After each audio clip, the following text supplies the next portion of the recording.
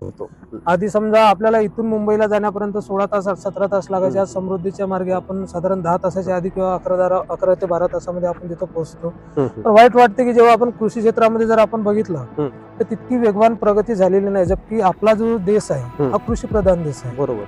त्याच्यामुळे डिलिव्हरीचे प्रॉब्लेम्स आले. पुढे आपण बघितलं तर मुलांमध्ये बधिरता आली, कोणी आंधळी होत चालली, लोकांचे केस पिकत आहेत, कमरेचे प्रॉब्लेम, अटॅक आहेत किंवा इन्फर्टिलिटी आहे. समजा आज लोकांमध्ये प्रेग्नेन्सीचे खूप मोठे प्रॉब्लेम्स आहेत. या सगळ्यांना कुठे ना कुठे जो आपण घेतलेला आहार आहे हा कुठेतरी रिस्पॉन्सिबल आहे. पण आजकाल लोकांकडे जनावर नाही, बरोबर, त्यात देशी जनावर नाही. दुसरी गोष्ट, आधी जो शेतकरी आपल्या घरी जो शेणखत तयार करत होता तो कुठेतरी एखादा खड्डा करायचा आणि त्या खड्ड्यामध्ये तो शेणखत वर्षभराचा नेऊन डंप करत होता.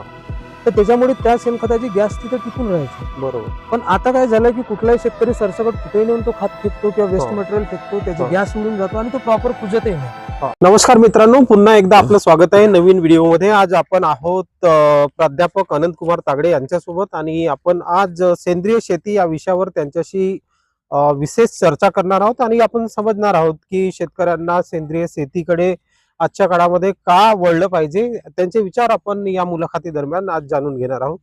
तर सर्वप्रथम प्राध्यापक अनंत कुमार तागडे, मी आपल्याला विनंती करतो की आपण आमच्या दर्शकांसाठी जरा कमी शब्दामध्ये आपला परिचय द्यावा आणि नंतर आपण चर्चेला सुरुवात करू. नमस्कार, मी अनंतपाल गुलचंद तागडे.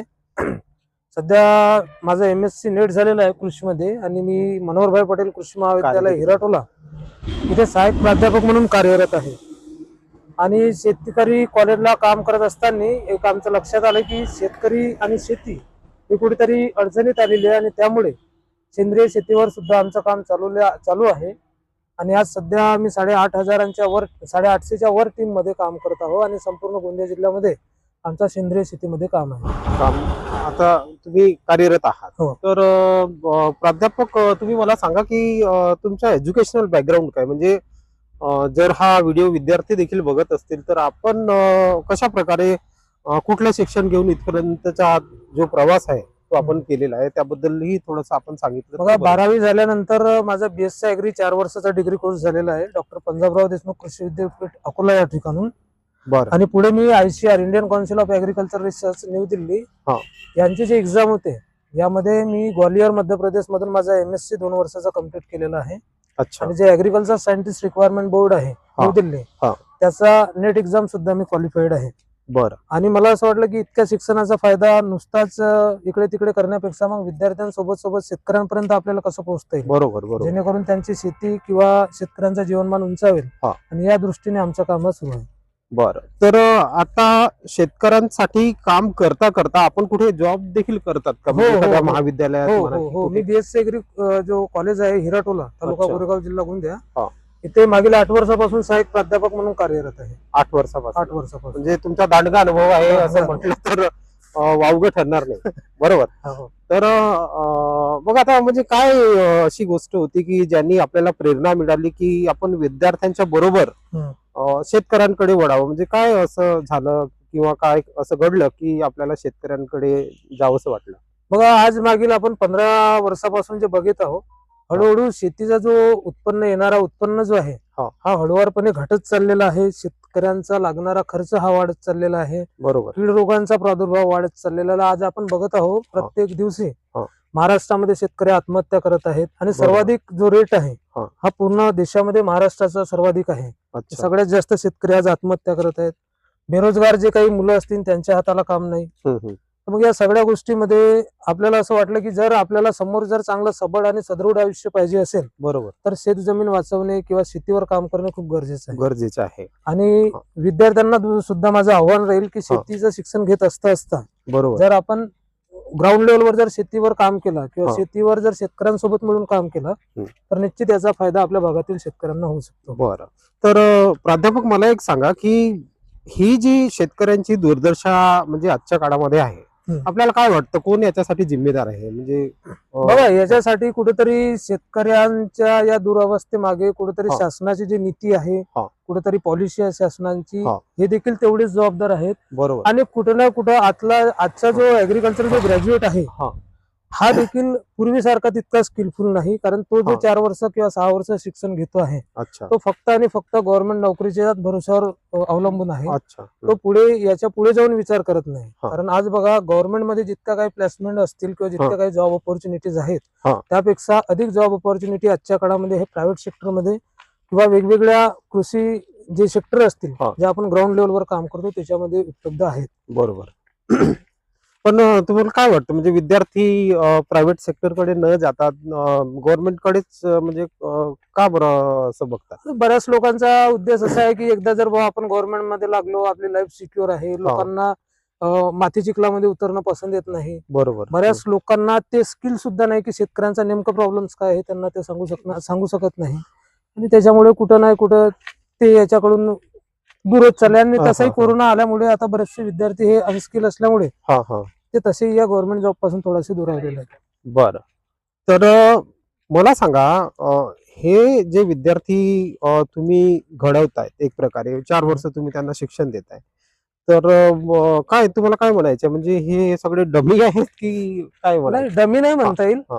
पण त्यांच्याकडे जो एक स्किल पाहिजे आहे. कारण आज हा. तुम्हाला जर ऍग्रिकल्चर मध्ये जर काही करायचं असेल हा. तर आजच्या काळामध्ये तुम्हाला मूळ ग्राउंड लेवलवर येऊनच काम करावं लागेल. कारण आज जर आपण शेतकऱ्यांची स्थिती बघितली, आता तुम्ही हा. बघा हा. आपण या मागील 2-4 वर्षाआधी विचार केला तर आज प्रत्येक क्षेत्रामध्ये हा. भरघोस प्रगती झालेली आहे. बरोबर. मग तो IT सेक्टरच्या माध्यमातून कम्प्युटर एज्युकेशन असो, हा.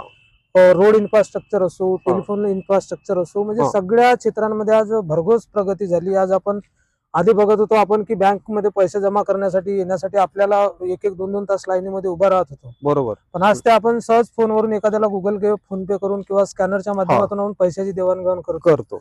आधी समजा आपल्याला इथून मुंबईला जाण्यापर्यंत 16 तास 17 तास लागायचे. आज समृद्धीच्या मार्गे आपण साधारण 10 तासाच्या आधी किंवा 11 ते 12 तासामध्ये आपण तिथं पोहोचतो. तर वाईट वाटते की जेव्हा आपण कृषी क्षेत्रामध्ये जर आपण बघितलं तर तितकी वेगवान प्रगती झालेली नाही. जबकि आपला जो देश आहे हा कृषी प्रधान देश आहे. बरोबर. त्याच्यामुळे इथे असं नाही की प्रगती झाली नाही, झाली, हा. पण पाहिजे त्या प्रमाणात कृषीमध्ये प्रगती होऊ शकलेली नाही. अच्छा. आणि शेतकरी हा आपल्या भागातला थोडासा अज्ञानी सुद्धा आहे आणि त्यांनाच कुठेतरी आपल्या माध्यमातून एक चांगलं नॉलेज मिळेल, हा. चांगला एक तांत्रिक माहिती मिळेल ज्याच्याकडून तो त्याच्या शेतीमध्ये बदल घडवू शकतो. हा. आणि त्याच दृष्टीने आपण इथे थोडासा ग्राउंड लेवलवर काम करणे सुरू केलं आहे. बरं. तर कृषी महाविद्यालयात शिकवत असताना आपलं डिपार्टमेंट काय म्हणजे कुठल्या डिपार्टमेंटचे आपण प्रोफेसर आहात किंवा लेक्चरर आहात? कृषी महाविद्यालयामध्ये मी कृषी कीटकशास्त्र, ज्यामध्ये जे पिकावर येणारे कीड रोग आहेत, अच्छा. रोग नाही म्हणते, हा. रोगांचा तो डिपार्टमेंट वेगळा आहे. हा. म्हणजे काही कीड आहेत हा. त्या कीड रोगांमध्ये माझा MSc कृषी कीटकशास्त्रामध्ये झाला असल्यामुळे माझ्याकडे कृषी कीट विज्ञान म्हणून डिपार्टमेंट त्याला इंग्लिश मध्ये आपण एंटॉनॉमी, ऍग्रिकल्चरल एंटॉमॉलॉजी आपण म्हणू शकतो. एंटॉमॉलॉजी. हा. बरं.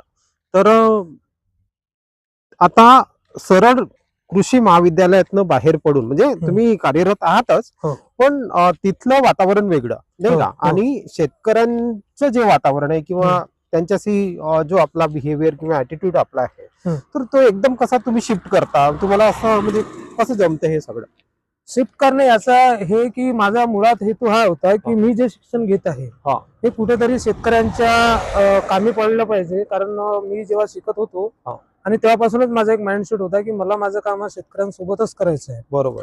कारण आणि आजच्या दृष्टीने ते खरंही ठरत आहे, कारण आजच्या शेतकऱ्यांना चांगले स्किलफुल किंवा चांगले एज्युकेटेड एग्रीकॉस्ट लोक जर त्यांच्यापर्यंत पोहोचले तर शेतकरी मेहनत करतो, पैसे सुद्धा आपल्या शेत जमिनीमध्ये लावतो, है ना. पण हे सगळं रान राबतो. आता जर आपण बघितलं तर कचऱ्या काळीमध्ये सापांमध्ये तो जाऊन शेतामध्ये काम करतो, त्याला तो उत्पादन मिळत नाही. बरोबर. त्याला त्याच्या इच्छेप्रमाणे सगळं काही मिळत नाही.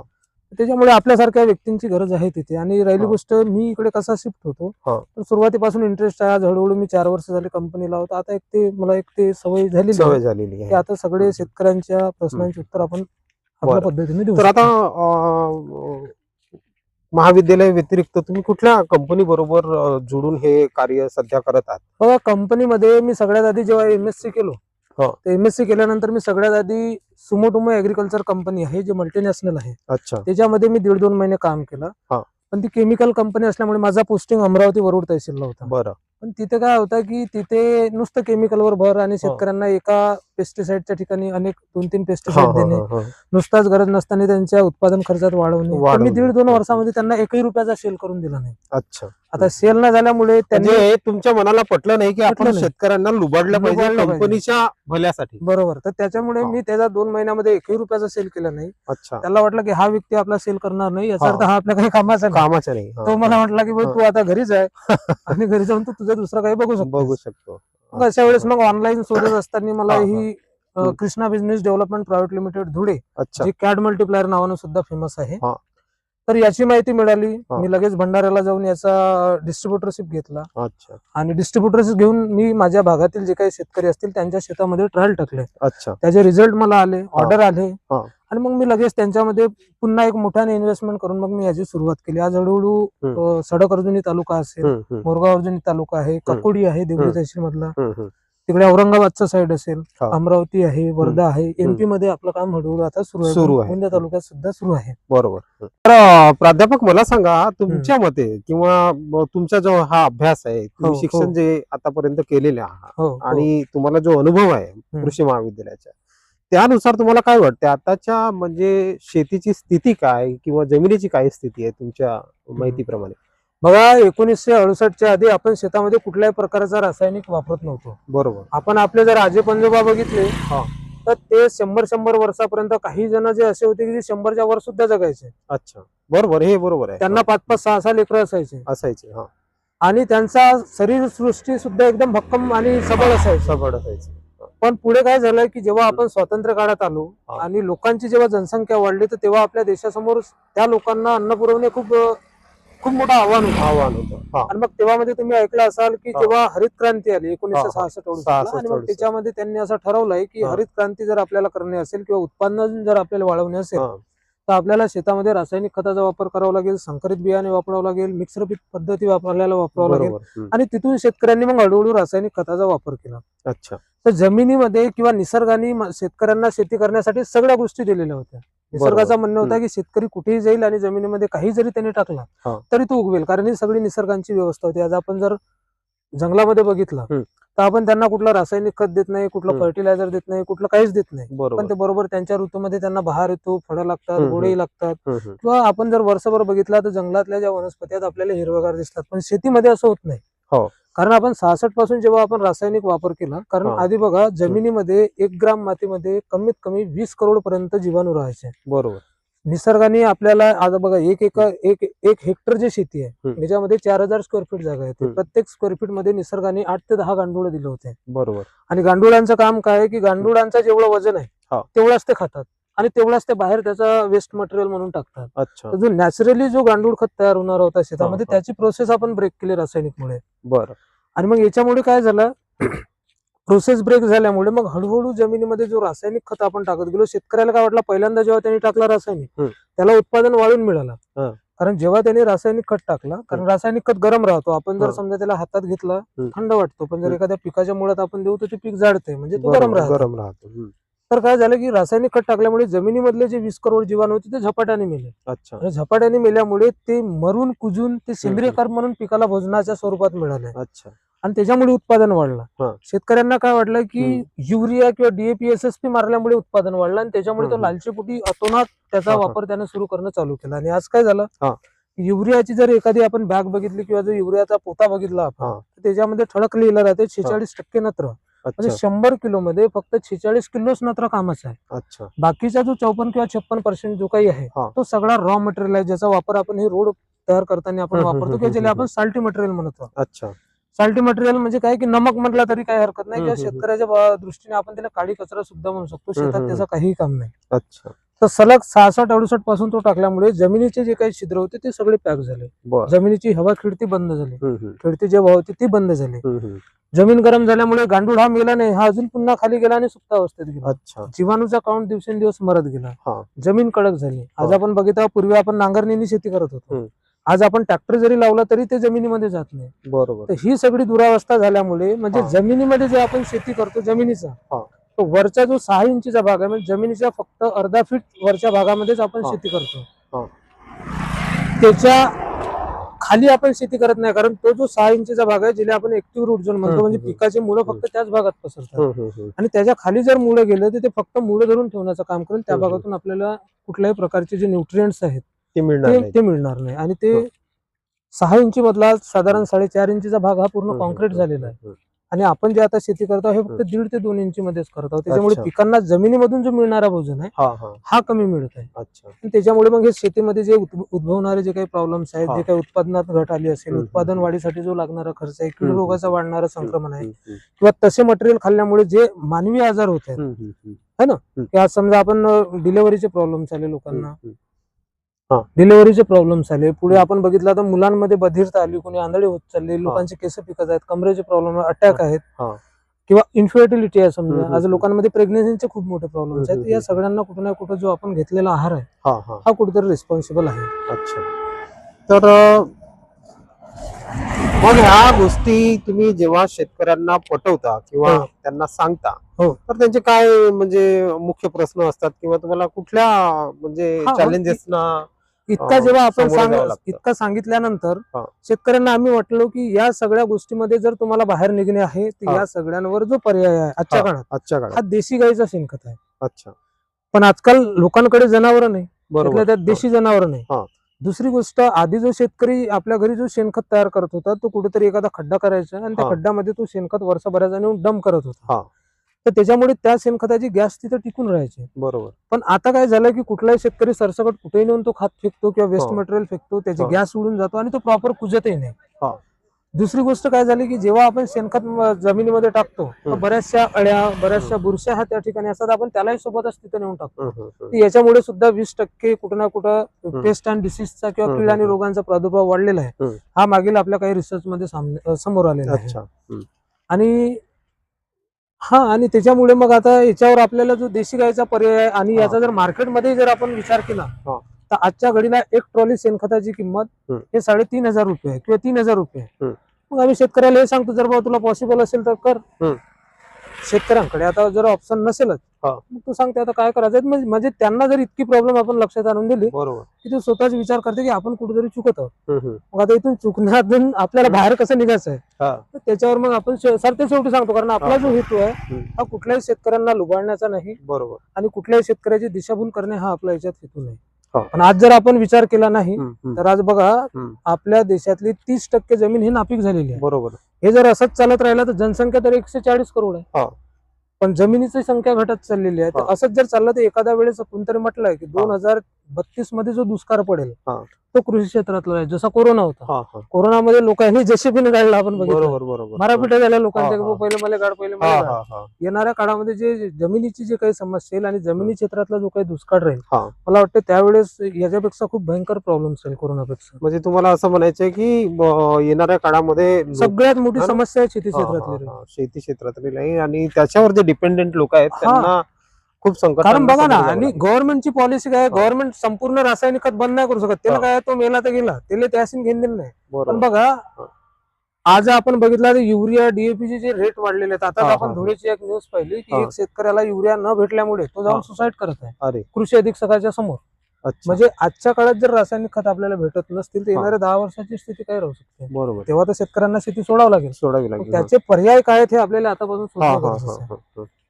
मग आता तुम्ही हे लोकांपर्यंत जे तुमचं प्रॉडक्ट आहे ना, ज्या कंपनीकडनं तुम्ही ह्या गोष्टी करताय, तर लोक त्याला एक्सेप्ट करतात का? हे सगळं सांगितल्यावर लोक त्याचा प्रयोग करायला सुरुवात, लोकांनी त्यांचा उपयोग करणे सुरू केलेला आहे. लोकांना त्यांचे चांगले रिझल्ट आहेत आणि बरेचसे जे शेतकरी आहेत, आज समजून घ्या माझा टीम हे साधारण 800च्या जवळपास आहे आणि मला वाटते हजाराहून अधिक शेतकऱ्यांच्या शेतामध्ये आपण याचा प्रयोग केलेला आहे. बरं. आणि एकही शेतकरी या इतक्यांमध्ये आम्हाला कोणी असमाधानी मिळालेलं नाही. सगळे शेतकरी, कोणाची कंप्लेंट नाही. आज माझ्या समोर साधारण 15 ते 20 लोक असे आहेत की जे हळूहळू कामाला सुरुवात त्यांनी सुद्धा केलेली आहे. बरं, ठीक आहे. पण आता शेतकऱ्यांना जर समजा ह्या गोष्टीसाठी तुम्हाला संपर्क करायचा असेल तर ते कसे तुमच्यापर्यंत पोहोचू शकतात, किंवा तुम्ही काय त्यांची मदत करू शकता? त्यांना जर माझ्यापर्यंत जर पोहोचायचं आहे किंवा त्यांना जर सरळ एखाद्या जमिनीचे प्रॉब्लेम असतील किंवा जर कीड रोगांचे प्रॉब्लेम असतील तर माझा जो नंबर आहे 70 30 44 33 किंवा 7972 247976 हे जे माझे नंबर आहेत हे ते मला कधीही त्यांना मोबाईलवर कॉल करू शकतील आणि तुम्हाला भेटू शकतील. मला भेटू शकतील. किंवा तसंही आम्ही काय करतो की शेतकऱ्यांच्या मीटिंग्स आम्ही वेगवेगळ्या ठिकाणी घेऊन वेगवेगळ्या गावात घेऊन आपण शेतकऱ्यांपर्यंत नाही का ती जी माहिती आम्ही पुरवत असतो. कंपनीच्या ज्या ट्रेनिंग्स असतात आपण त्यांना त्याच्यामध्ये एक प्रकारे तुम्ही त्यांना अवेअर करत आहोत. बरं. तर हे सगळं करत असताना म्हणजे एक मोठं चॅलेंज काय आहे तुमच्या पुढे आजच्या म्हणजे परिस्थितीमध्ये, काय सांगाल तुम्ही त्यासाठी? काय अनुभव आहे आपला? चॅलेंज नाही म्हणता येईल, पण कसं आहे आता शेतकऱ्यांची जी जी जी मानसिकता जी बनलेली होती, कारण याच्या आधी शेती क्षेत्रामध्ये बुवेबाजी होती. बुवेबाजी म्हणजे काय की कुणी येऊन काही सांगायचा, शेतकरी त्याचा प्रयोग करायचा आणि त्याच्यामध्ये तो लुबाडला गेलेला आहे. म्हणजे त्याच्यामुळे डायरेक्टली तो कोणावर विश्वास करत नाही आणि त्याच्या ठिकाणी तो बरोबर आहे, कारण त्याची लूट झालेली आहे. लूट आपल्यासारख्याही व्यक्तीकडून झालेली आहे. तर त्याच्यामुळे त्याचा तो विश्वास संपादन करणे आजच्या घडीला हा एक थोडासा टास्क आहे. पण ज्या ज्या गावात आम्हाला त्यांचे चांगले उत्तम जेव्हा रिझल्ट भेटतात तर त्याच शेतकऱ्याच्या मदतीने आम्ही त्या गावामध्ये मीटिंग वगैरे अरेंज करतो आणि त्याच्या मदतीने आम्ही त्या गावामध्ये हे अवेअरनेस करत आहोत. बरं, काय आपल्या प्रोडक्टचं नाव काय सांगितलं? आमचं प्रोडक्ट जो आहे हा कॅड मल्टीप्लायर म्हणून आहे. जो मल्टीप्लायर जरी म्हटलं आपण, जर त्यांना ऑनलाईन जरी सर्च केला कॅड मल्टीप्लायर म्हणून, तर त्याचं सगळं डिटेल्स आपल्याला येईल. किंवा जो आधी सॉइल मल्टीप्लायर नावानं सुद्धा होता, सॉइल मल्टीप्लायर किंवा कॅड मल्टीप्लायर जर नावानं आपण त्याला सर्च केला ऑनलाईन तर तो सगळं मिळेल. बरं. तर हे होते आपल्या बरोबर प्राध्यापक अनंतकुमार तागडे. आपण यांच्याशी आज शेतीविषयी, शेतकऱ्यांविषयी आणि त्यांना ज्या रासायनिक शेतीकडून जैविक शेतीकडे आज वळण्याची वेळ आलेली आहे आणि त्यावर त्यांना असलेलं ज्ञान आणि त्यांचा जो अनुभव आहे त्या चर्चेतनं आपण प्रेक्षकांपुढे ठेवलेला आहे. तर प्राध्यापक अनंतकुमार तागडे, आमच्या YouTube चॅनलकडनं आम्ही तुमचं धन्यवाद करतो की आपण आम्हाला वेळ दिलात आणि आमच्याबरोबर आपण गप्पा केल्यात. आणि अपेक्षा करतो की निश्चितच हा जो व्हिडिओ आहे लोकांपर्यंत पोहोचल्यावर, शेतकऱ्यांपर्यंत पोहोचल्यावर अधिक शेतकरी तुमच्यापर्यंत पोहोचतील आणि तुमच्याकडनं माहिती जाणून घेतील. आणि येणाऱ्या दिवसात ही जी यात्रा तुम्ही सुरू केली आहे, रासायनिक ते जैविक, तर ह्या तुमच्या यात्रेसाठी देखील आमच्या चॅनलकडनं आम्ही तुम्हाला शुभेच्छा देतो. आणि इथेच आपण हे जे चर्चासत्र आहे ते संपवतो. भेटूया पुढच्या व्हिडिओमध्ये. तोपर्यंत धन्यवाद.